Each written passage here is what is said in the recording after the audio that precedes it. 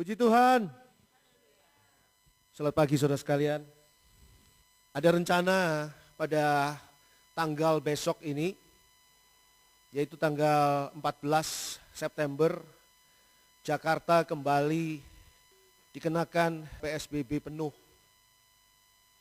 Dan ini merupakan satu hal yang menunjukkan kondisi yang buruk yang terjadi di tengah-tengah pandemi Corona-19. Di Jakarta dilakukan pembatasan sosial berskala besar.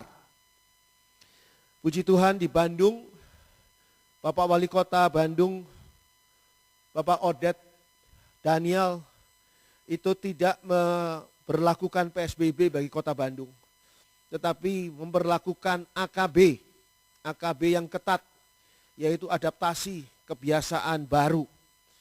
Atau kita seringkali mengenalnya sebagai new normal. Mengapa semua ini dilakukan? Karena virus corona tidak bisa dikendalikan. Virus corona tidak bisa diusir jauh-jauh, disuruh masuk ke hutan. Virus corona berlaku di hutan-hutan saja, tidak bisa. Karena tidak bisa memperlakukan virus corona yang saat ini sangat berbahaya bagi kesehatan kita, maka kitalah yang diatur. Manusia yang diatur. Manusia yang disuruh beradaptasi dengan kebiasaan baru. Sehingga kita punya kebiasaan baru yang sudah dilakukan beberapa waktu ini dengan sangat baik. Saudara memakai masker, saudara mencuci tangan, saudara tidak lupa memakai hand sanitizer atau mencuci tangan di air yang mengalir, saudara juga menjaga jarak, tidak berada dalam kerumunan. Kalau tidak perlu, saudara juga tidak keluar rumah. Dan ini semua semakin diperketat karena kita perlu berhati-hati karena jumlah korban yang jatuh gara-gara virus corona semakin banyak. Kita harus mempunyai kebiasaan baru. Kita harus beradaptasi. Dan tahukah saudara, hal ini adalah hal yang dilakukan oleh firman Tuhan untuk kita semua. Kondisi dunia dan sekeliling kita saat ini seringkali mempengaruhi dan mengkondisikan kehidupan kita. Dan kita tidak bisa menghentikan mereka, tidak bisa menghentikan kondisi dunia dan sekeliling kita. Kita tidak mungkin menyuruh kuasa kegelapan untuk tidak mempengaruhi kita, untuk tidak bekerja. Sehingga kuasa kegelapan tidak bisa diatur seperti virus corona. Kita tidak bisa usir, hei kuasa kegelapan kamu pergi ke hutan-hutan saja. Jangan ganggu kami. Hei virus corona, kamu pergi ke hutan-hutan saja. Jangan ganggu kami, tidak bisa. Yang bisa adalah kita harus mengkondisikan diri kita. Sebab kalau kita tidak mengkondisikan diri kita, maka pengaruh atau kondisi kehidupan di luar kita yang akan ambil alih mempengaruhi kondisi kehidupan saudara dan saya. Sehingga kita tidak dapat merasakan berkat-berkat Tuhan. Kita tidak bisa merasakan pemeliharaan Tuhan dalam setiap hari yang kita jalani. Tahukah saudara bahwa sebetulnya berkat Tuhan sudah tersedia? Ada yang bertanya pada saya, bagaimana Pak Andri caranya mendapatkan berkat Tuhan itu? Apakah Tuhan tidak menyediakan berkat bagi saya?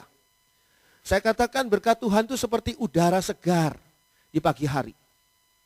Sudah tersedia. Sebelum kita bangun malah udara segar itu sudah ada. Bagaimana menikmati udara segar itu? Ya tinggal bernafas. Hirup. Tarik nafas saudara. Nikmati udara segar itu. Maka saudara akan mengalami kesegaran dari udara segar itu. Tapi kalau saudara menutup hidung saudara, kalau saudara tidak mau menarik nafas, saudara tidak akan menikmati udara segar yang Tuhan sudah sediakan. Begitu juga berkat Tuhan. Berkat Tuhan, pemeliharaan Tuhan sudah tersedia setiap hari bagi saudara dan saya. Tinggal sekarang bagaimana kita mengkondisikan diri kita untuk supaya kita bisa meraih semua berkat Tuhan dan pemeliharaan Tuhan. Termasuk di dalam situasi-situasi sulit seperti pada hari ini. Sehingga kalau kita tidak mengkondisikan diri kita kita tidak mengadaptasi kebiasaan baru versi firman Tuhan, maka kita akan mengalami, pertama, kita tidak dapat bersuka cita. Apa sebabnya? Karena kita dikuasai oleh duka cita. Bagaimana orang yang berduka cita bisa bersuka cita? Tidak mungkin. Sehingga kita kehilangan sukacita dalam hidup kita sehari-hari. Setiap hari ada alasan baru untuk berduka cita. Apapun alasan itu. Kadang-kadang duka cita yang satu berkepanjangan, belum selesai, sudah terima duka cita yang baru. Yang kedua, kita mengalami tidak bisa menjadi orang baik. Karena apa? Karena kita dituntut harus lebih egois. Kalau kita tidak egois, kita tidak kebagian. Kita tidak bisa menjadi orang yang baik, yang menekan ego kita dan mulai memberi kepada yang lain. Karena kita terpaksa egois akibat tekanan kondisi dari kehidupan dunia ini. Apakah ketika ada pasien corona yang baru dan tidak mendapatkan tempat untuk dirawat, katakanlah di satu tempat rumah sakit, lalu pasien di rumah sakit yang sudah mungkin 1 minggu, 2 minggu berada di rumah sakit itu rela keluar dari rumah sakit tadi untuk mempersilahkan pasien baru ini mengambil alih tempatnya? Enggak. Karena saya lebih penting, kesehatan dan kesembuhan saya lebih penting. Orang tadi yang pasien baru ini ya terserah, nggak tahu bagaimana. Sehingga dengan ego manusia tersisihlah sebagian manusia yang lain. Kalau kita tidak mengkondisikan diri kita akan selalu dikuasai oleh aneka macam kekhawatiran. Setiap hari ada saja kekhawatiran yang datang. Sehingga hidup kita tidak bisa tenang. Hari demi hari selalu dimulai dengan kekhawatiran dan diakhiri hari itu juga dengan kekhawatiran. Sehingga tidak dapat tenang. Tidak mempunyai damai sejahtera. Kenapa tidak punya damai sejahtera dalam hidup kita? Karena kita berada di dalam tekanan. Tekanan masalah ekonomi. Sudah tekanan masalah ekonomi masih di PHK lagi dari tempat kerja. Sudah tidak dapat lagi honor untuk bulan depan ini. Ada beban-beban ekstra yang harus dipikul. Ada beban-beban rutin yang masih terus dipikul. Yang tidak bisa ditolak, tidak bisa dihindari dan dia anggap tidak ada. Lalu bagaimana bisa damai sejahtera itu terjadi dalam kehidupan kita? Seringkali kalau kita tidak bisa mengkondisikan diri, tidak bisa mengkondisikan diri kita sendiri, tidak berada dalam adaptasi kebiasaan baru versi firman Tuhan, maka yang kita alami dari pengaruh dan kondisi tekanan kehidupan yang ada pada hari ini adalah salah berpikir. Bahaya sekali orang yang salah berpikir. Sebab apa? Ketika salah berpikir, maka apapun yang diputuskannya pasti akan salah, pasti akan keliru. Sikap yang diambilnya juga keliru. Salah berpikir sehingga juga salah di dalam pemahaman sehubungan dengan iman. Berapa banyak orang yang akhir-akhir ini mempunyai pemikiran yang salah tentang Tuhan. Dugaan yang salah tentang Tuhan, tuduhan yang salah tentang Tuhan. Sehingga sebetulnya itu meruntuhkan imannya sendiri. Salah berpikir. Kita harus mampu mengkondisikan diri kita sendiri. Sebab kita tidak bisa mengkondisikan dunia dengan semua tekanan masalah dan ancamannya. Kita harus mengkondisikan diri kita sendiri. Tapi bagaimana caranya? Pagi hari ini kita akan bahas Filipi 4 ayat 4. Filipi 4 ayat 4. Bersukacitalah senantiasa dalam Tuhan. Sekali lagi kukatakan, bersukacitalah. Ini menurut saudara, apakah sebuah anjuran atau sebuah firman Tuhan? Ini adalah firman Tuhan yang ada di dalam Alkitab. Sama seperti ketika firman Tuhan mengatakan supaya kita jangan melakukan dosa. Kalau di sini adalah satu firman Tuhan yang mengatakan bahwa kita harus bersukacita senantiasa dalam Tuhan. Jadi bagaimana cara kita pertama mengkondisikan diri kita menghadapi situasi dunia yang ada? Cara pertama adalah kita ikuti perintah Tuhan ini. Ini perintah Tuhan. Bukan sekedar anjuran. Bersukacitalah senantiasa dalam Tuhan. Sekali lagi kukatakan bersukacitalah. Bersukacita ini adalah sebuah tindakan aktif. Kalau dikatakan di sini bersukacitalah berarti tindakan aktif. Sama seperti berangkatlah, majulah, pergilah. Itu semua tindakan aktif. Jadi bukan suatu tindakan yang diakibatkan oleh kondisi atau situasi tertentu. Bersukacita ini bukan suatu kondisi yang diakibatkan oleh sesuatu hal, sesuatu kondisi, situasi. Bukan. Karena ada sesuatu, maka kita bersukacita. Karena virus corona ini sudah hilang dari Indonesia, bahkan sudah hilang dari dunia, maka kita bersukacita. Karena kita naik pangkat, dapat honor lebih, gajinya naik, kita bersukacita. Karena kita beruntung, maka kita bersukacita. Bukan karena itu juga sukacita, tapi bukan itu yang dimaksud dengan ayat ini. Tapi di sini dikatakan, bersukacitalah senantiasa dalam Tuhan. Harus sukacita ini dilakukan secara aktif dan di dalam Tuhan. Artinya apa?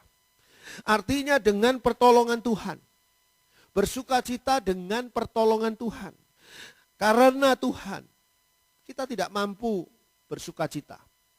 Sebab duka cita itu menguasai kita. Orang yang kehilangan saudaranya, keluarganya, karena terkena COVID-19, itu duka citanya sampai hari ini belum habis-habis. Karena apa? Karena mereka betul-betul merasakan satu hal yang mengagetkan dan menyedihkan. Duka cita. Tapi di sini diperintahkan untuk sukacita dalam Tuhan. Artinya sukacita karena pertolongan Tuhan. Karena sadar ada pertolongan Tuhan. Sukacita karena Tuhan. Lalu dikatakan juga di sini bersukacita itu harus senantiasa. Bersukacitalah senantiasa. Pada 1 Tesalonika 5 ayat 16, ayatnya berbunyi juga bersukacitalah senantiasa. Artinya apa? Senantiasa ini berarti setiap waktu. Di setiap waktu bersukacita. Dari saudara menit pertama bangun tidur sampai saudara nanti tidur lagi, isinya cuma bersukacita, tidak ada duka cita sama sekali. Dalam setiap kondisi, setiap waktu itu berarti dalam setiap kondisi. Kondisi di luar kita bisa berubah. Tapi kita mengkondisikan diri kita untuk stabil bersukacita. Jadi bukan pengaruh dari kondisi luar kepada kita, tapi betul-betul pengaruh Tuhan atas kita sehingga kita bersukacita. Bersukacita senantiasa juga berarti bersukacita dalam setiap situasi. Situasi kita tidak sama, hari demi hari, mungkin jam demi jam juga tidak sama. Kita berada dalam situasi-situasi yang seringkali berbeda. Tapi sukacita kita ini bukan sukacita situasional. Bukan sukacita situasional. Jadi bukan karena situasinya begini, maka bersukacita. Ingat ini di dalam Tuhan. Tuhan itu adalah kekal. Tuhan itu kekal.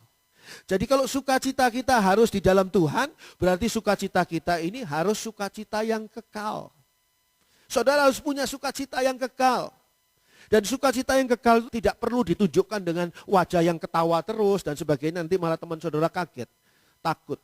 Karena ketawa terus, kenapa orang ini gak ada sebab apa-apa kok ketawa terus. Bukan itu maksudnya. Tapi sukacita itu ada di dalam hati saudara. Sukacita kekal, sukacita yang tidak situasional. Ada di dalam hati saudara dan itu menguasai hidup saudara karena saudara memang mengkondisikan diri saudara sendiri dengan sukacita. Sama seperti ketika kita mengkondisikan diri kita untuk kita tidak terkena virus corona. Kita menjauh dari kerumunan orang, kita memakai masker, kita membersihkan tangan kita dan sebagainya dan sebagainya. Ruangan gereja ini disemprot oleh atau memakai bahan yang membunuh kuman, membunuh virus dan sebagainya. Dan itu adalah mengkondisikan diri sendiri. Kita perlu mengkondisikan diri kita sendiri dengan sukacita. Amsal 17 ayat 22. Amsal 17 ayat 22. Hati yang gembira adalah obat yang manjur, tetapi semangat yang patah mengeringkan tulang. Kata Dr. Haji Agus Ali Fauzi, PGD Palmed (ECU) di Surabaya. Dalam ceramahnya di 24 Februari 2018. Dia mengatakan begini, keluhan ini membuat orang jadi gampang marah, stres, dan sebagainya. Itu sejenis dengan keluhan. Itu akan memunculkan hormon kortisol. Dan hormon kortisol ini memicu diabetes.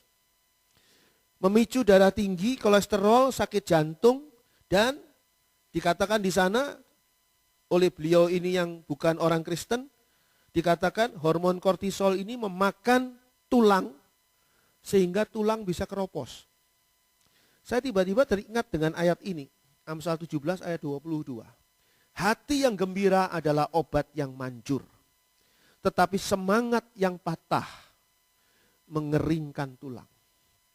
Jadi keluhan itu, kalau saudara banyak mengeluh, karena saudara tidak punya sukacita, maka saudara akan mengeluarkan hormon kortisol dalam diri saudara yang memicu aneka macam hal yang buruk bagi kesehatan saudara.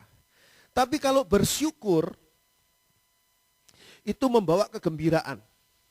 Orang tidak ada yang bersyukur dalam kesedihan. Orang bersyukur dalam sukacita. Bersyukur itu membawa kebahagiaan. Bersyukur itu seperti sebuah istirahat yang cukup. Akan memunculkan hormon endorfin. Hormon endorfin ini bisa menghilangkan nyeri. Malah dikatakan berkekuatan 200 sampai 300 kali kemampuannya morfin. Meningkatkan kekebalan tubuh. Memberikan semangat. Memberikan energi, hormon endorfin. Kenapa? Karena bersyukur. Jadi antara dua hal ini, mengeluh atau bersyukur. Kenapa saudara mengeluh? Saudara bukan orang gila yang mengeluh tanpa sebab. Pasti ada sebabnya. Dan sebab itu dari mana? Sebab itu dari luar. Kondisi kehidupan saudara, masalah yang ada di sekeliling saudara membuat saudara mengeluh. Tapi kalau ada sukacita dari dalam, sukacita yang surgawi, sukacita yang sifatnya kekal, sukacita yang bukan situasional, maka masalah di luar memang tidak bisa diubah oleh sukacita. Tapi saudara akan mengeluarkan bersyukur, hormon endorfin, yang bisa memberikan saudara justru gairah, semangat, berenergi dalam mengatasi kehidupan saudara. Sehingga benar sekali apa yang dikatakan oleh Amsal 17 ayat 22 ini. Hati yang gembira adalah obat yang manjur. Hati yang penuh dengan sukacita, itu obat yang luar biasa. Orang yang sakit, seringkali sakit penyakitnya itu membuat dia kehilangan sukacita. Sehingga sulit sekali untuk mengatasi dan mengalahkan sakit penyakit tadi, karena sukacitanya dia nggak ada. Yang ada adalah hormon kortisol yang menambah parah kondisinya dan menambah lemah tubuhnya. Tetapi semangat yang patah mengeringkan tulang. Jadi kalau kita lihat di sini, ini satu peringatan bahwa saudara harus mengkondisikan diri saudara. Pertama adalah bersukacita dengan sukacita yang tidak situasional. Yang kedua, Filipi 4 ayat 5. Filipi 4 ayat 5. Hendaklah kebaikan hatimu diketahui semua orang. Tuhan sudah dekat. Tuhan sudah dekat. Apa artinya? Kalau Tuhan sudah dekat ini artinya sudah dekat pada akhir dari akhir zaman. Orang seringkali bertanya, kapan sih dimulainya akhir zaman? Dimulainya akhir zaman itu sejak Tuhan Yesus datang ke muka bumi ini, lahir sebagai manusia untuk menebus dosa manusia. Itu sudah mulai akhir zaman. Kerajaan Allah sudah datang. Dan sekarang 2000 tahun kemudian, apa yang dikatakan oleh Alkitab mulai terjadi satu demi satu. Ini sudah saya bahas, nanti kalau saudara mau mendengarkan lagi bahasan tentang akhir zaman nanti akan dibawakan lagi. Bukan berupa PA tapi berupa khotbah yang menjelaskan tentang akhir zaman. Tuhan itu sudah dekat, artinya waktu atau kesempatan bagi kita untuk melakukan keinginan Tuhan itu sudah semakin sedikit. Saudara mungkin punya keinginan untuk melakukan apa yang menjadi kehendak Tuhan dalam hidup saudara. Saudara sudah merasa, Tuhan Engkau sudah menebus saya, Engkau sudah menyelamatkan saya. Sekarang tiba gilirannya, aku mau menyenangkan hatimu Tuhan dengan melakukan kehendak Tuhan. Tapi waktu saudara, kesempatan bagi kita itu sudah sangat sedikit. Tuhan sudah dekat, sudah semakin sedikit. Sehingga dikatakan di sini, kebaikan hati kita, dikatakan di sini, harus benar-benar nyata. Harus segera dinyatakan. Saudara punya hati yang baik, tapi kalau disimpan di dalam diri saudara sendiri, tidak dinyatakan, maka ini tidak memenuhi apa yang mengkondisikan diri kita sendiri. Seperti di sini dikatakan pada ayat 5, hendaklah kebaikan hatimu diketahui semua orang. Tuhan sudah dekat. Bagaimana cara mengkondisikan diri kita sendiri? Dalam situasi seperti sekarang ini, kita harus menunjukkan, menyatakan di hadapan semua orang tentang kebaikan kita. Bukan bertujuan untuk nyombong, bukan. Tapi bertujuan untuk menunjukkan kepada orang-orang itu bahwa ada kebaikan Tuhan yang sudah kita alami. Dan kebaikan Tuhan yang kita alami itulah yang mendorong kita untuk kita boleh menikmati bagaimana caranya memberikan kebaikan bagi orang lain. Coba saudara perhatikan pada 2 Timotius 3 ayat 17. Mari. Saudara beri tanda Filipi 4, nanti kita kembali ke sana. 2 Timotius 3 ayat 17. 2 Timotius 3 ayat 17. Dengan demikian tiap-tiap manusia kepunyaan Allah diperlengkapi untuk setiap perbuatan baik. Dikatakan di sana bahwa penyataan kebaikan hati ini dinyatakan, penyataan kebaikan hati yang dinyatakan kepada semua orang adalah bukti bahwa kita adalah kepunyaan Allah. Dikatakan pada ayat 17 tadi. Dengan demikian tiap-tiap manusia kepunyaan Allah diperlengkapi untuk setiap perbuatan baik. Kalau saudara lagi naik sepeda motor atau naik mobil, lalu ada pemeriksaan rutin lalu lintas di tengah jalan. Selamat siang Mbak, Bapak bawa SIM, bawa STNK, bawa, saudara bilang gitu. Polisinya nunggu. Saudara juga diam senyum-senyum. Loh Bapak bawa SIM enggak? Bawa. Bawa STNK mobil ini atau STNK motor ini? Bawa. Nunggu lagi polisinya dan saudara senyum-senyum. Polisi itu tidak percaya pada saudara kalau saudara membawa STNK atau SIM. Sebelum saudara tunjukkan, udah nggak usah banyak ngomong, saudara keluarkan saja SIM, keluarkan STNK, diperiksa sebentar, lalu saudara dipersilahkan jalan. Karena saudara menunjukkan, bukan hanya saudara mengatakan, ya saya bawa. Apakah saudara mempunyai hati yang baik? Ya tentu saya baik, saya seorang Kristen kok, saya baik. Tapi kalau tidak pernah ditunjukkan, maka saudara belum benar-benar menunjukkan bahwa saudara adalah milik Allah. Kepunyaan Allah. Dikatakan sekali lagi di sini, dengan demikian tiap-tiap manusia kepunyaan Allah diperlengkapi untuk setiap perbuatan baik. Jadi bukan berbuat baik maka saudara menjadi milik Allah, bukan. Tapi karena menjadi milik Allah maka saudara berbuat baik. Itu sebabnya perbuatan baik tidak bisa menyelamatkan kita. Perbuatan baik tidak bisa membawa kita ke dalam surga. Tapi perbuatan baik itu adalah bukti bahwa saudara adalah milik Allah. Tiap-tiap manusia kepunyaan Allah diperlengkapi untuk setiap perbuatan baik. Jadi aneh kalau orang itu milik Allah tapi dia tidak punya hati yang baik. Pasti ada sesuatu yang salah dalam hidupnya. Pernyataan kebaikan hati kita ini, bukti bahwa kita adalah kepunyaan Allah. Apa sebabnya? Karena Allah itu baik. Allah itu penuh kasih. Dari sejak Allah menciptakan alam semesta, dari sejak Allah menciptakan dunia ini, dari sejak Allah menciptakan manusia, menciptakan saudara dan saya, terbukti betul bahwa Allah itu penuh dengan kasih. Kita dipelihara sampai dengan umur kita pada hari ini. Kita bahkan sudah ditebus oleh Tuhan Yesus Kristus pada saat kita belum kenal Tuhan Yesus. Pada saat kita masih rajin berbuat dosa, Tuhan itu sudah mati di atas kayu salib untuk menyiapkan sebuah keselamatan bagi saudara dan saya. Allah itu baik dan penuh kasih. Sehingga kita juga harus baik dan penuh kasih. Ya, kalau saudara sekarang punya ayah yang katakanlah orang bule, sana orang Amerika atau orang Eropa gitu bule. Dan saudara lahir seperti orang Afrika, maka saudara katakan, saya ini anaknya orang bule itu. Enggak ada kemiripan sama sekali. Saudara katakan bahwa saudara adalah anak Allah, tapi kalau saudara tidak punya hati yang baik dan penuh kasih seperti Allah, maka kita tidak ada kemiripan apa-apa sebagai anak Allah.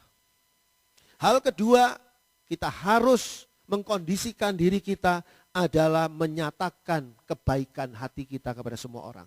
Sulit tidak? Sulit. Karena sekarang saatnya orang itu egois. Saatnya orang itu hanya mementingkan dirinya sendiri.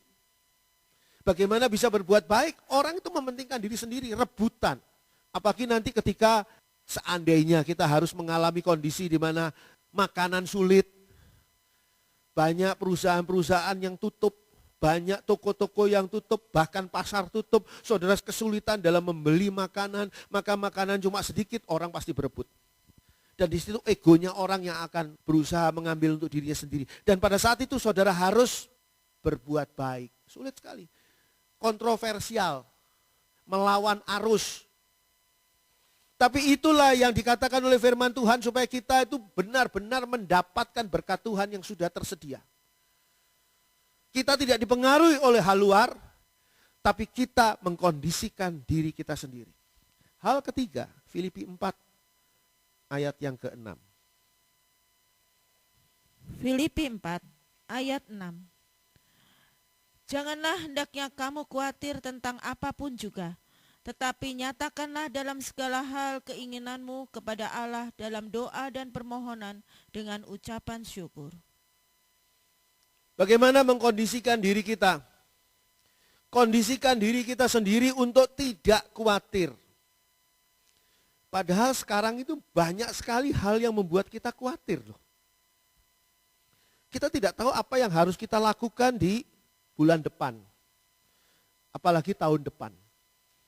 Sementara itu sudah terbayang di hadapan kita, di hadapan pikiran kita ini, bahwa kita harus membayar ini, harus membayar itu, harus begini, harus begitu, dan sebagainya. Lalu kita menjadi khawatir. Tapi bagaimana caranya untuk kita bisa mengatasi situasi yang buruk saat ini terjadi di dunia ini yang dimana kita ada di dalamnya? Adalah dengan mengkondisikan diri sendiri. Pada ayat 6 tadi yang kita baca, bagaimana caranya? Janganlah hendaknya kamu khawatir tentang apapun juga. Kondisikan diri saudara untuk tidak khawatir. Kalau saudara mengkondisikan diri saudara untuk tidak khawatir dengan menyediakan segala sesuatu. Oh, saya tidak khawatir kalau saya uangnya banyak. Saya tidak khawatir kalau badan saya sehat. Saya tidak khawatir kalau saya mempunyai peluang-peluang kesempatan yang luar biasa dan sebagainya. Itu saudara bukan mengkondisikan diri. Saudara menunggu situasi. Karena situasinya uangnya banyak, maka saudara tidak khawatir. Tapi sekarang kok saudara tidak bisa mengubah situasi ini. Tidak bisa mengubah situasi ini. Bahkan sekarang dikatakan, saudara lihat tidak, betapa banyak sekarang orang menawarkan saham. Kalau menurut saya, jangan beli. Sebab apa? Anjlok nanti. Karena apa? Karena situasi virus corona ini menekan perekonomian. Dan kita tidak tahu, kalau saudara taruh saham saudara di warung kopi di depan rumah saudara, atau di warung jual macam-macam di depan rumah saudara, Kang, saya nitip uang saya ya buat tambah-tambah modal. Saudara bisa awasi. Kira-kira gimana nih warung? Jalan terus enggak? Kok enggak ada pembelinya? Kok dimakani sendiri makanannya di warung itu oleh si pemiliknya? Wah, jangan-jangan bakal bangkrut ini. Wah, udah saya ambil aja deh saham saya. Saham saya kemarin berapa ya? Coba saya ambil aja. Wah, nggak bisa berbentuk uang. Oke lah, berbentuk barang dah. Sini beras-beras atau gula atau minyak saya ambil. Tapi kalau saudara menanam saham di sebuah perusahaan yang ada di tempat lain, sebuah perusahaan besar, saudara tidak bisa mengawasinya. Saudara tidak tahu apa yang terjadi di dalamnya. Sedangkan mereka semua sekarang tuh pusing. Bukan cuma orang yang tidak punya uang yang pusing. Sekarang orang-orang yang punya perusahaan besar pun pusing memikirkan apa? Memikirkan situasi perekonomian yang luar biasa ini. Banyak pengusaha di Jakarta gelisah menjelang tanggal 14 September. Kenapa? Karena 14 September PSBB Jakarta. Dan PSBB itu menghentikan perekonomian. Mau tidak mau menghentikan perekonomian. Gubernur mengatakan, gubernur di sana, saudara kenal orangnya, mengatakan bahwa presiden sudah setuju untuk mengutamakan kesehatan ketimbang perekonomian. Saya nggak tahu benar atau enggak. Saudara juga tidak tahu benar atau enggak kan? Tapi situasinya memang mengerikan. Sebagian orang bilang di tempat lain, termasuk Jawa Barat, termasuk kota Bandung, yang saat ini saya nggak tahu apakah masih zona orange kita ini. Bukan zona merah, tidak kuning juga. Apakah benar seperti ini atau karena tidak atau kurangnya jalan atau tindakan pengetesan? Kalau dites semuanya orang Bandung, jangan-jangan kita zona merah atau zona merah ke hitam. Karena tidak dites, jadi tidak tahu. Apakah saudara kencing manis? Tidak tahu, karena tidak pernah tes laboratorium. Bagaimana caranya supaya kita tidak mengalami kolesterol yang tinggi? Kalau cara olahraga, cara makan ini, cara ini sulit. Cara paling mudah adalah tidak tes. Maka ketika ditanya, saudara kolesterol? Enggak. Karena memang saudara tidak tahu. Dan di dalam situasi seperti itu, saudara akan melakukan keputusan. Apa tidak saudara berada terus di dalam kekhawatiran? Hari ini saudara berteman dengan teman saudara. Dan teman saudara sehat walafiat. Pulang dari berteman dengan teman saudara, ngobrol sama teman saudara di warung kopi. Saudara membaca di WA, ada orang yang kelihatannya sehat, tetapi tiba-tiba besoknya langsung meninggal dunia. Oh, jangan-jangan teman saya tadi orang tanpa gejala. Orang tanpa gejala yang sudah nulari saya. Jangan-jangan saya sekarang sudah tertular ini. Oh, tadi barusan saya sudah cium anak saya sudah cium bayi saya sudah peluk istri saya. Aduh, gimana ini? Tiap hari kita itu dicekoki kekhawatiran. Dengan kondisi yang tidak menentu, mau kekhawatiran uang, mau kekhawatiran kesehatan, mau kekhawatiran apapun juga. Apa hidup itu nyaman kalau saudara dicekoki kekhawatiran terus? Makanya firman Tuhan katakan di sini, janganlah hendaknya kamu khawatir tentang apapun juga. Ini adalah cara mengkondisikan diri kita. Kita tidak bisa memperbaiki keadaan di luar. Negara-negara besar dengan luar biasa saja, itu tidak bisa memperbaiki apa yang ada di luar. China baru-baru ini memberikan penghargaan besar pada seorang dokter yang berhasil menemukan vaksin. Harusnya nih ya, logikanya nih. Harusnya kalau sudah ditemukan vaksin oleh dokter itu, langsung vaksin itu bisa disebarkan seluruh dunia kan. Negara-negara itu punya uang buat beli kan. Lalu hilang corona. Tapi kok enggak? Ada yang mengatakan karena vaksin itu mengandung unsur babi. Padahal sudah dikatakan, udahlah di dalam situasi yang terdesak, situasi yang kondisinya itu terdesak seperti ini, kita boleh untuk melanggar akan aturan tadi. Oke lah, unsur babi ada, tapi kita perlu vaksin itu. Tapi kok tidak digunakan? Padahal ini sudah pakai kalung emas si dokternya, dikasih penghargaan.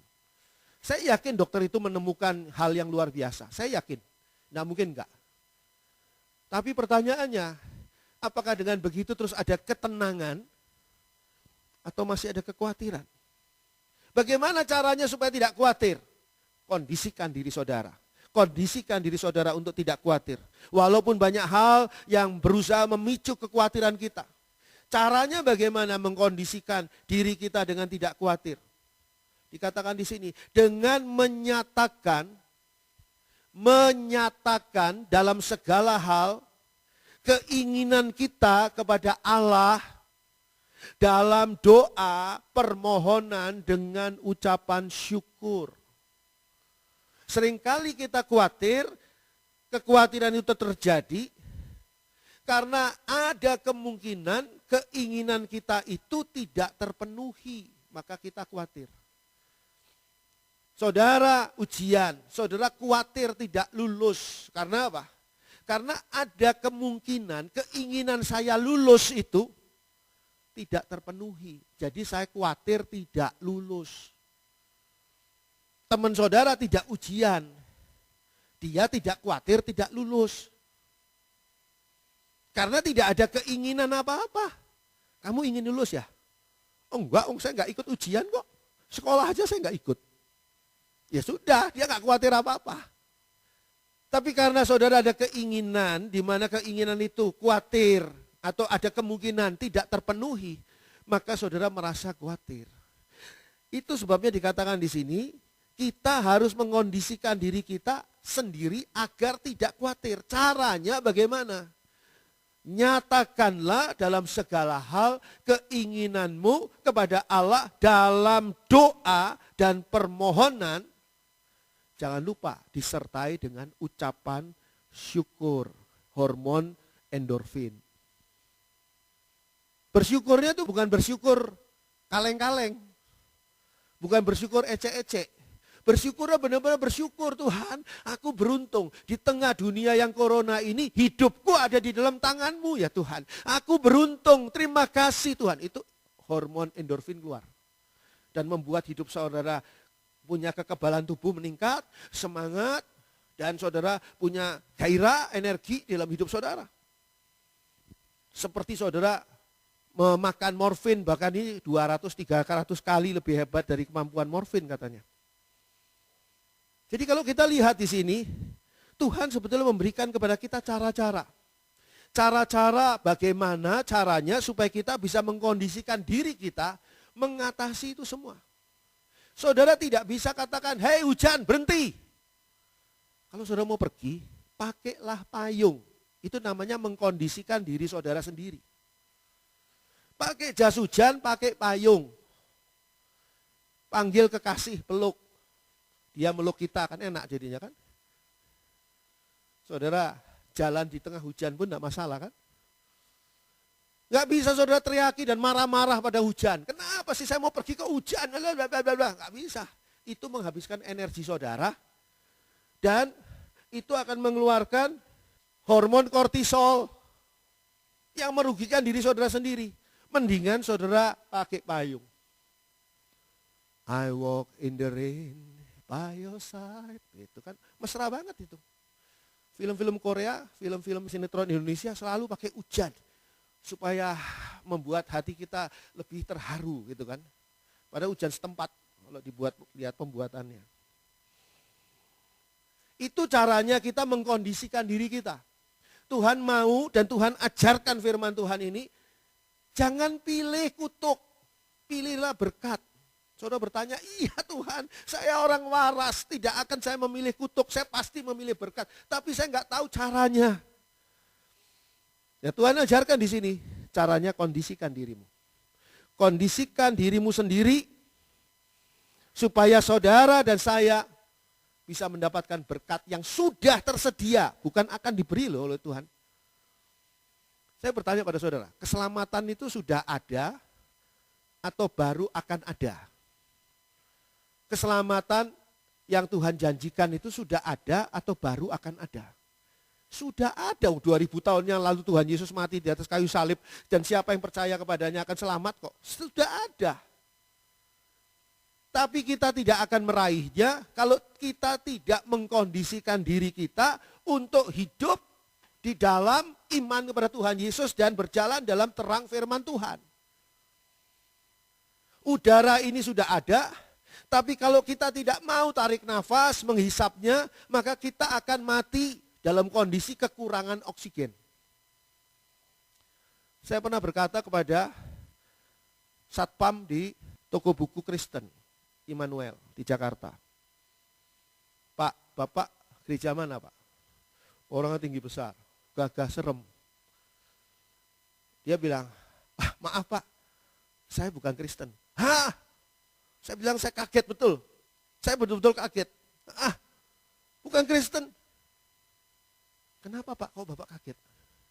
Saya bilang, Bapak pernah dengar enggak pepatah yang mengatakan seperti ayam yang mati di lumbung padi?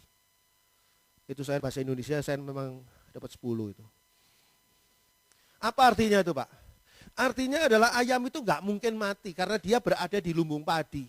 Tempat makanan begitu banyak. Nggak mungkin mati, tapi dia bakal mati. Ayam itu, kalau dia tidak mau makan makanan itu. Bapak ini bekerja di sebuah toko buku Pak. Yang isi bukunya adalah mengupas segala hal berkat Tuhan. Yang luar biasa. Dan keselamatan yang datangnya dari Yesus. Kalau Bapak tidak pernah baca buku-buku itu, seperti ayam yang mati di lumbung padi. Pak, temui pimpinan Bapak. Bilang, saya mau belajar kenal Yesus. Orangnya diem aja, jadi gak bisa ngomong apa-apa orangnya. Dia kaget ketemu sama pembeli kok aneh gini. Saya masa bodoh, setelah itu saya pulang. Terserah dia mau percaya Tuhan Yesus atau tidak, itu menginjil. Penginjilan caranya macam-macam, ada yang lemah lembut, ada yang maksa gitu. Kalau Bapak mau diberkati, mau selamat dari hidupnya Bapak yang bakal akan mengharuskan kita semua ini bertanggung jawab atas dosa kita. Belajarlah kenal pada Tuhan Yesus Kristus. Gak usah jauh-jauh, baca buku di sini Pak. Saya tunjuk Alkitab. Ini baca Pak, Alkitab ini. Ya mudah-mudahan dia dengar apa yang saya sampaikan. Kalau tidak ya goodbye my love. Teresa Teng Ling Yun. Zaman dulu ya, saudara gak kenal. Bukan bekas pacar saya, bukan. Itu memang penyanyi. Jadi saudara sampaikan kepada Allah, nyatakan segala keinginan kita kepada Allah dalam doa, permohonan, dan ucapan syukur. Jadi setiap kali saudara mau diganggu oleh kuasa gelap untuk khawatir, segera berlutut, berdoa. Tuhan, saya khawatir tentang anak saya ini Tuhan. Setelah saudara doa, hilang khawatirnya. Nanti datang lagi khawatir, doa lagi, Tuhan saya khawatir tentang anak saya khawatir tentang istri saya khawatir tentang suami saya khawatir tentang orang tua saya khawatir tentang bisnis saya khawatir tentang uang saya Tuhan. Saya ini butuh uang Tuhan untuk kedepannya ini, saya khawatir Tuhan. Nyatakan di dalam doa dan permohonan dengan ucapan syukur. Orang yang bisa melakukan ini hanyalah orang yang tidak mau ada khawatir di dalam dirinya. Tapi seringkali orang itu membiarkan kekhawatiran untuk menguasai hidupnya. Matius 6 ayat 27. Matius 6 ayat 27. Siapakah di antara kamu yang karena kekhawatirannya dapat menambahkan sehasta saja pada jalan hidupnya? Kekhawatiran tidak membawa manfaat apapun, malah akan menguras energi dengan sia-sia. Sehingga dikatakan di sini pada ayat 27. Siapakah di antara kamu yang karena kekhawatirannya dapat menambahkan sehasta saja pada jalan hidupnya? Karena kekhawatirannya maka beruntung. Saya beritahukan pada saudara, yang beruntung atas kekhawatiran orang lain adalah bisnis asuransi. Khawatir kan? Khawatir mati muda kan? Takut anak-anaknya nanti nggak ada yang ngurus kan? Anak-anaknya masih kecil. Nanti sekolahnya gimana kan? Maka ayo, premi asuransi di tempat kami sekian, murah. Ikuti. Nanti kalau kamu mati muda pun nggak apa-apa, anak-anakmu tetap akan dijamin oleh asuransi. Khawatir takut kena corona kan? Sekarang ada asuransi corona. Karena saudara khawatir kena corona, karena saudara jualan di pasar yang begitu desak-desakan dan sebagainya ya. Orang di pasar kan gitu seringkali sukanya desak-desakan dua. Ciri pasar umum di kita nih, pasar tradisional. Desak-desakan dan nawar, itu dua cirinya. Khawatir kan kena corona, ikutlah asuransi kami. Makanya sekarang ada asuransi corona. Pinter. Pokoknya saudara khawatir apa? Khawatir apa? Saudara khawatir nanti mobil saudara hilang, ikutlah asuransi kehilangan. Khawatir rumah saudara terbakar, ikutlah. Kekhawatiran saudara, saudara bayari ke asuransi, apakah hilang kekhawatiran saudara? Tetap khawatir. Emangnya tadi bapak yang masih muda dan anaknya masih kecil, setelah ikut asuransi, ya sekarang saya siap untuk mati muda. Siap? Enggak kan? Rumah saya ini sudah diasuransikan untuk kebakaran, maka sekarang saya siap rumah saya kebakaran. Siap? Enggak lah, tetap khawatir. Kekhawatiran tidak membawa manfaat apapun, malah akan menguras energi kita secara sia-sia. Filipi 4 ayat 7. Hal yang keempat, bagaimana caranya mengkondisikan diri sendiri, Filipi 4 ayat 7. Filipi 4 ayat 7. Damai sejahtera Allah yang melampaui segala akal akan memelihara hati dan pikiranmu dalam Kristus Yesus. Damai sejahtera Allah itu seperti tahu bulat yang digoreng dadakan, atau seperti makanan yang dijual di restoran cepat saji. Seperti restoran Padang misalnya. Sekarang nih saudara belum pergi ke restoran Padang, itu rendang sudah dibuat. Enggak, saudara masuk restoran Padang, baru dibuatkan rendang. Saya mau rendang, terus baru dimasak rendang, enggak enak pasti rendangnya. Butuh waktu rendang itu. Tidak seperti Chinese food. Semua masih mentahan semua, mau apa? Capcay, langsung dia potong-potong baru bikin. Damai sejahtera Allah itu seperti capcay atau seperti rendang? Setelah kita bilang Tuhan berikan damai sejahtera Allah. Sebentar ya nak ya, bikin dulu sama Tuhan di dapur. Kasih ini damai sejahtera Allah. Oh, damai sejahtera Allah itu sudah bersama dengan Allah. Allah itu kekal dari dulu, Allah ya Allah. Dari dulu Allah penuh damai sejahtera, ya penuh dengan damai sejahtera. Tinggal sekarang kita ini dapat enggak damai sejahtera Allah? Sehingga pada ayat 7 tadi dikatakan, damai sejahtera Allah yang melampaui segala akal akan memelihara hati dan pikiranmu dalam Kristus Yesus. Kita harus membuka diri kita. Membuka dan mengarahkan diri kita bagi damai sejahtera Allah. Yang melampaui logika manusia. Yang melampaui pemahaman manusia. Dikatakan di sini yang melampaui segala akal. Di dalam New International Version dikatakan all understanding, melampaui semua itu. Artinya tidak bisa dipahami oleh kita. Damai sejahtera yang dalam tanda kutip aneh. Karena apa? Itu miliknya Allah. Itu damai sejahtera dimensinya Allah, bukan damai sejahtera versi kita manusia. Kita harus mengkondisikan diri kita untuk mengarahkan hati kita bukan kepada ketegangan-ketegangan hidup di dunia ini, tetapi kepada damai sejahtera Allah. Tekanan, beban banyak. Itu menghilangkan damai sejahtera. Tapi arah hati kita bukan kepada tekanan atau beban, tapi kepada damai sejahtera Allah yang memelihara hati dan pikiran kita dalam Kristus Yesus. Gak bisa di luar Tuhan Yesus, tapi di dalam Kristus Yesus. Makanya saudara jadikan Kristus Yesus itu sebagai tempat persembunyian saudara, benteng pertahanan saudara. Beban dan tekanan hidup boleh menekan saudara, itu tidak bisa saudara larang. Tolong dong beban, jangan dong merengek-rengek kita sama beban. Tidak bisa. Yang bisa kita lakukan adalah kita bersembunyi di dalam Tuhan Yesus untuk menikmati damai sejahteranya yang memelihara hati dan pikiran kita dalam Tuhan Yesus. Yohanes 14 ayat 27. Yohanes 14 ayat 27. Damai sejahtera kutinggalkan bagimu, Damai sejahteraku kuberikan kepadamu, dan apa yang kuberikan tidak seperti yang diberikan oleh dunia kepadamu. Janganlah gelisah dan gentar hatimu. Kapan Tuhan Yesus ngomong ini? Damai sejahteraku kuberikan kepadamu itu kapan ngomong? 2000 tahun yang lalu. 2000 tahun yang lalu damai sejahtera Tuhan Yesus sudah diberikan kepada saudara dan saya. Kok sekarang saya nggak punya damai sejahtera ya? Kok hidup saya tertekan terus? Kok hidup saya ini panik terus? Saudara itu jangan mau hidup di dalam zona panik. Hiduplah dalam zona damai sejahtera Tuhan Yesus. Bagaimana caranya? Kondisikan diri saudara untuk berada di zona itu. Di luar panas. Bandung sekarang lagi panas, luar biasa. Sudah mandi, pengen mandi lagi. Panas sekali, luar biasa Bandung. Di dalam sini sejuk.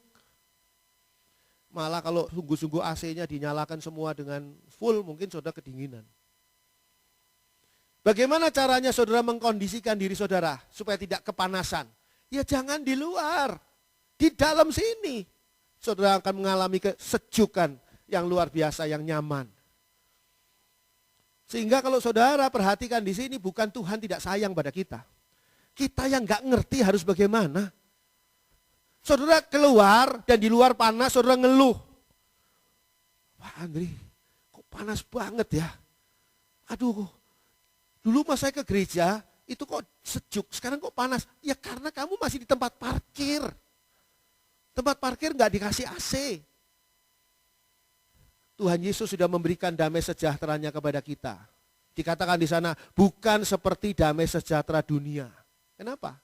Karena damai sejahtera dunia itu semu. Damai sejahtera dunia itu tidak stabil. Sekarang ada damai sejahtera, besok lusa mungkin sudah hilang. Enggak usah besok lusa 1 jam, 2 jam kemudian sudah enggak ada. Tapi kalau damai sejahtera Tuhan Yesus itu membuat kita tidak gelisah dan tidak gentar hati. Ayat 27 tadi mengatakan apa? Pada Yohanes 14. Dikatakan, damai sejahtera ku tinggalkan bagimu, damai sejahtera ku berikan kepadamu. Dan apa yang kuberikan tidak seperti yang diberikan oleh dunia kepadamu. Janganlah gelisah dan gentar hatimu. Bagaimana cara tahunya bahwa saudara sudah punya damai sejahtera Kristus atau belum? Cara ngeceknya gimana? Orang kan mengira kalau sudah di rapid test berarti sudah tidak ada virus corona. Belum tentu. Orang OTG bisa rapid test hasilnya negatif. Swab pertama bisa negatif kok. Swab kedua baru positif ternyata. Dan sudah nggak ada waktu, udah berangkat. Bagaimana caranya saudara ngecek saudara punya damai sejahtera Kristus atau tidak? Gampang. Ayat 27 ini mengatakan, janganlah gelisah dan gentar hatimu. Saudara masih gelisah enggak? Saudara masih gentar hati enggak? Kalau masih gelisah, masih gentar hati, berarti kadar damai sejahtera Kristus saudara sudah tipis, bahkan mungkin sudah kering, sudah tidak ada damai sejahtera. Kalau saudara ada damai sejahtera Kristus di dalam diri saudara, saudara tidak akan gelisah dan tidak akan gentar hati. Bagaimana caranya kita mengkondisikan diri kita? Yang kelima, yang terakhir, Filipi 4 ayat 8. Filipi 4 ayat 8.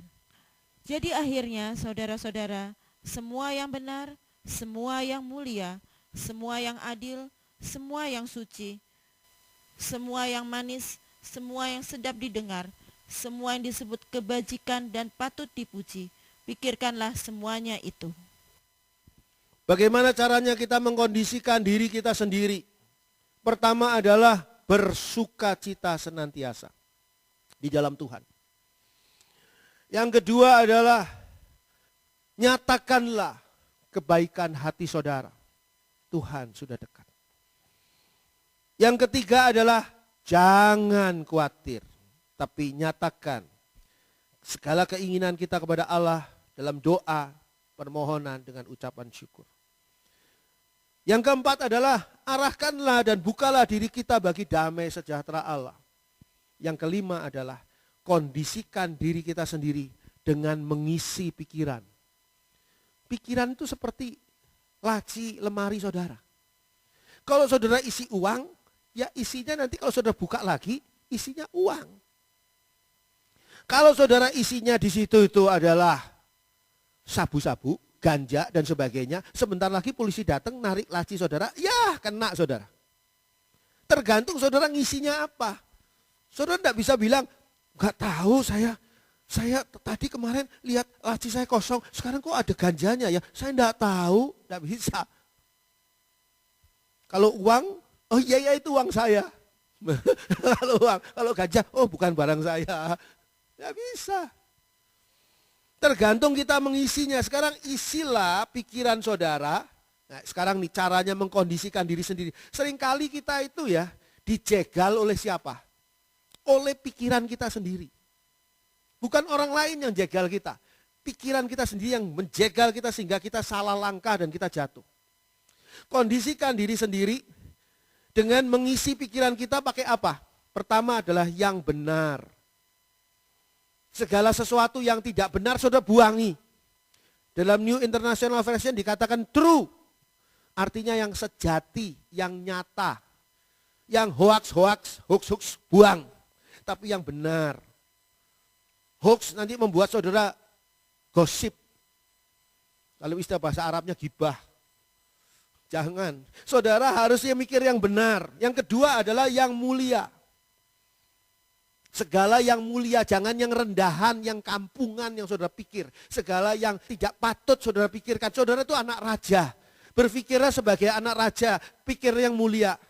Yang ketiga adalah saudara berpikir tentang yang adil. Mengisi pikiran saudara dengan adil. Adil dalam New International Version dikatakan right. Tepat atau pantas. Kalau orang sudah mulai punya pikiran licik, orang itu sudah tidak adil. Orang itu sudah tidak tepat, tidak pantas memikirkan hal itu. Saudara adalah anak dari Allah kebenaran. Maka pikiran saudara tidak adil, tidak benar.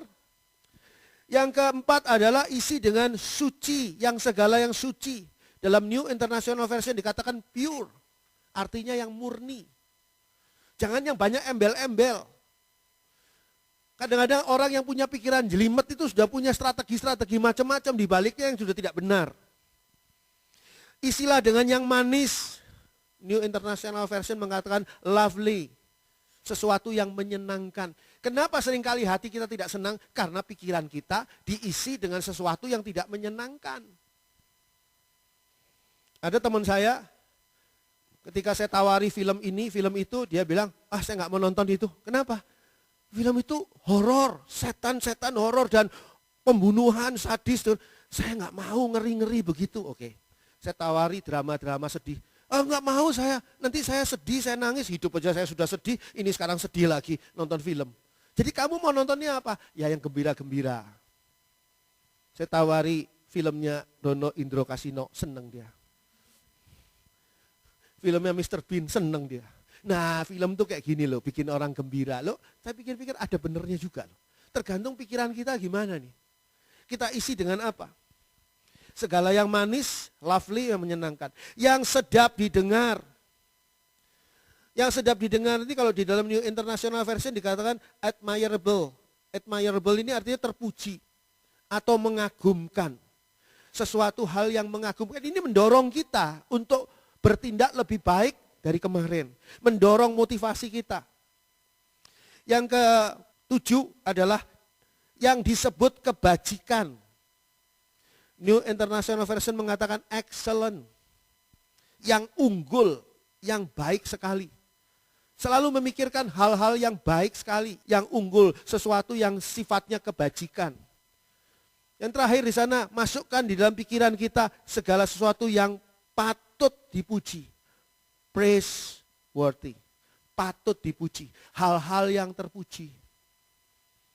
Sehingga dengan cara seperti itu isi pikiran kita sudah isi pikiran yang baik-baik, yang benar. Dan itu akan menghasilkan, mengkondisikan diri kita sendiri untuk hal yang baik dan benar. Sudah satu channel, satu gelombang dengan gelombangnya Allah. Disitulah kita akan merasakan berkat Tuhan yang luar biasa. Puji Tuhan, amin.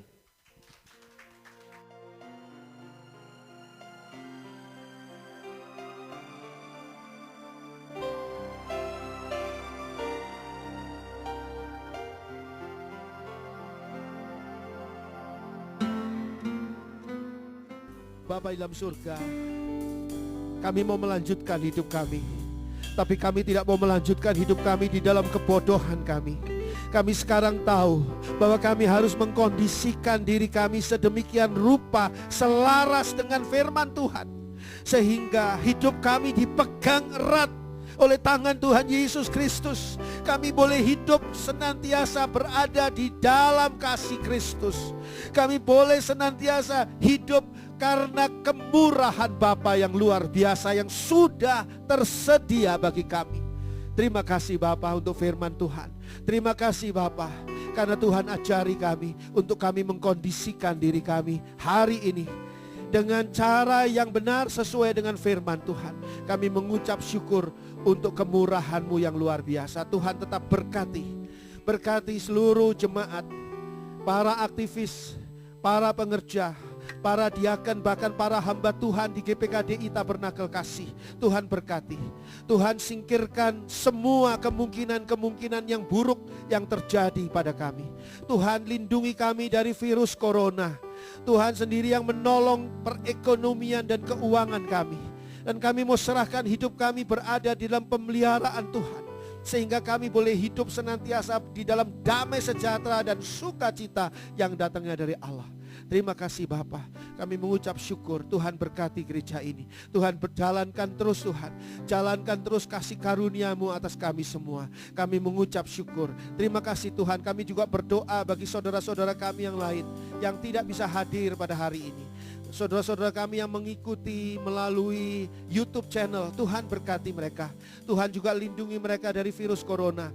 Tuhan berikan kepada mereka hati yang sungguh-sungguh penuh dengan damai sejahtera Allah, sehingga hidup mereka boleh merasakan juga sebagaimana kami rasakan hidup di dalam Bapa yang mengasihi kami. Terima kasih Bapa, terpuji nama Allah di dalam nama Tuhan Yesus Kristus. Haleluya. Amin. Puji Tuhan.